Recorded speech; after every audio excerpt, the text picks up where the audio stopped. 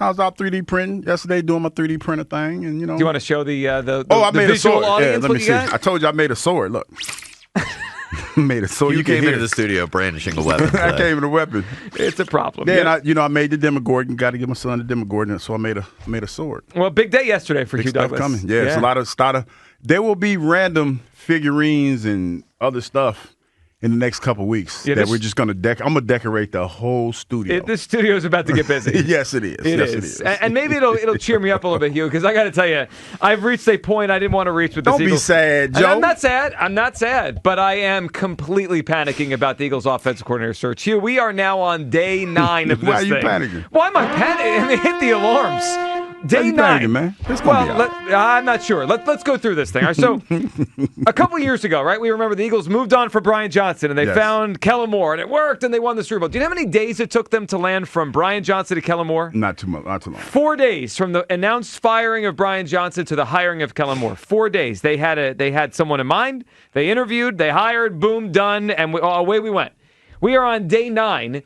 And we have had the top 2 guys reportedly that they wanted, Mike McDaniel and Brian Dable, say thanks but no thanks. I'm going to go to the Chargers. I'm going to go either to Buffalo or Tennessee or whatever the hell Brian Dable's going to do. Thanks but no thanks from the first 2 guys that they seemingly wanted more than anybody. Mm-hmm. And then this morning, and I'm not going to sit here and pretend that we were all banging the table for Zach Robinson, but Zach Robinson was, if I recall, was he the first? I think he was the first one to interview.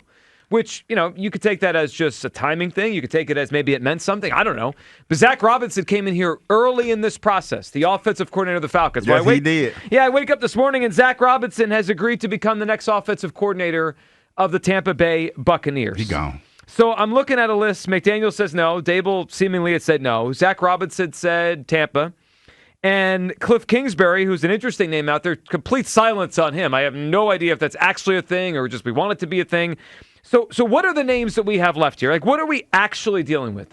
Matt Nagy, who I am, starting to talk myself into, which says we're not in a good place. Jim Bob Cooter, Mike Kafka, Josh Grizzard, and the latest name, it popped up just before we came on the air today, was the Eagles have requested an interview with 29-year-old Declan Doyle, who has never called plays before in the NFL, called plays before in the NFL, 29 years old. So a list of candidates that is totally uninspiring. The top 2 guys that they wanted seemingly want no part of this.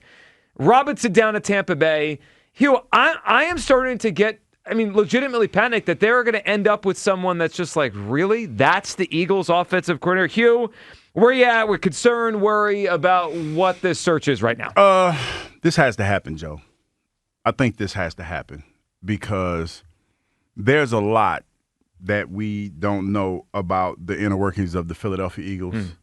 And there's something amiss with this organization. As much success as they've had over the last 5 years, they were the defending Super Bowl champions before they got knocked out of the playoffs.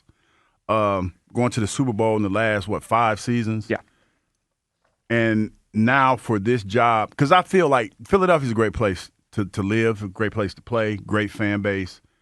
I know there's been a lot of talk about some of the things that have happened in the past, but to me, that's not enough to make somebody not want to come here because that's kind of, fan bases, they got foolish people in everybody's fan base, because who was it a couple years ago, the coach in Detroit, he had death threats. You know what I mean? So. You mean Dan Campbell? Yeah, didn't they dox him? They found out where he lived. Yeah, I think. Yeah. So it's a part of the landscape, unfortunately, of professional sports. So for me, that dog doesn't hunt.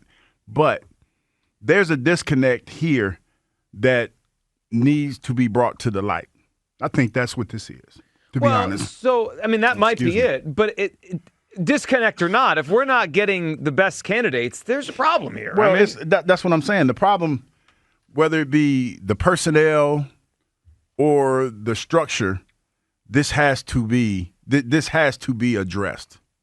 Because when you talk about some of the big names and some of the decisions that they've decided to make, now, Mike McDaniel, I kind of get that one because, you're talking about coming from Miami and going to L.A., that's, that climate. That probably is a climate thing, and he likes to wear capri pants. So you're citing the weather at 10:05? Well, no, I'm just trying to tell you. Think about think about who he is and what we know about him. So it kind of tracks. He also is from Colorado and went to Yale. I mean, he's been in cold weather his whole life. Yeah, but it kind of tracks, So there's that.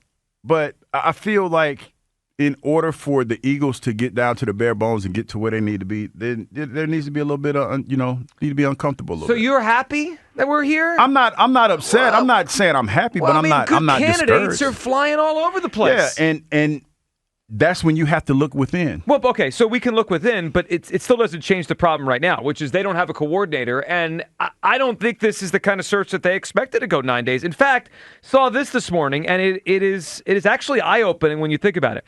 So according to Jeff McClain, the Eagles are the only team with an existing head coach that is still searching for an offensive coordinator. Think about that for a second. All right, obviously teams that are just putting together their staffs might not have everything together, right? New head coach, you've got to figure out who you want with your entire staff. That still is coming together, and there's some teams that haven't even hired their head coach yet. But among the teams that they kept their head coach and moved on from their coordinator, right? So the Buccaneers would be one of those teams. The Chargers would be one of those teams. The Eagles, one of those teams, right?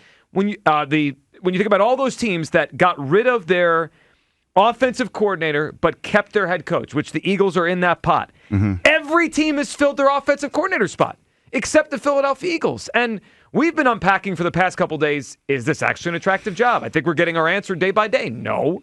I mean, it's not. It's not. At least it's not as attractive as we want it to be, considering we want the team to be great next year. We talked yesterday about the quarterback, and he's part of the issue here. I think he is. Then you have the head coach, right, who I don't know how people feel about Nick Sirianni around the league. Maybe it's an uncomfortable situation where he's an offensive guy and you got to kind of wrestle full autonomy with the front office getting involved. I don't know what's going on, but I know this. I don't feel great about the list of candidates we have. Every time we have a different expert on, whether it be the morning show, our show, afternoon show, and we're asking, or as a station, asking these guests about these coordinators, every answer I hear is like, yeah, he could be good. There's no one standing out like, oh, he's brilliant, or he's smart, or he's the next guy, or he has a huge track record being great. I am panicking about this thing because if we don't get a good coordinator, or we don't get the right coordinator, even if we get a good one, Hugh, that could be good down the line. Like today, a story came out, the Eagles are requested an interview with Declan Doyle, the offensive coordinator of the Chicago Bears. And Declan Doyle. 29 years old. Obviously, he's risen very high at 29 years old to be a coordinator. And heck, maybe he's the next great head coach. And maybe he's the first one to come off of the Ben Johnson tree. He's Ben Johnson's offensive coordinator. I have no problem with Declan Doyle, but doesn't 29 years old with zero play calling experience speak to someone that could be good? You heard about are either guys that just got fired, guys that are really young and haven't done this yet, or guys that no one thinks across the NFL is the next big thing. It's a strange group, Hugh. It doesn't feel to me like there's a great track record with any of these people. Like a championship group. I get what you're saying. But I initially when I heard Declan Doyle's name, I kind of felt the way that you did. But as I got to thinking about it, maybe that's probably what you need, a young Thundercat that's coming in trying to cut his teeth. And, I feel like at 29, coming into this situation, knowing what you know about the players that are here, Jalen and AJ, you're coming to a team that has some strong personalities.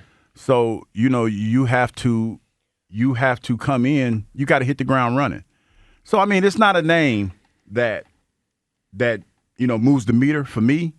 But at the same time, going through this process, Joe, I kind of conditioned myself to think that maybe it might not be a guy, because it's always like that. When we talk about these offensive coordinators, and we've been through this process a lot, I think a lot of times we have a name that we think would be great, but for whatever reason, that doesn't work out. So this kind of tracks with the Eagles for me, to be honest. So it does, but it stands out to me that they hired Kellen Moore 4 days after they fired Brian Johnson. They identified a name, they identified who they wanted, and they got him. And this is not that. This is 9 days. I mean, it's more than double the time it took them to replace Brian Johnson. And again, just because you take a while doesn't mean you can't find someone good. I'm not saying they won't find someone good.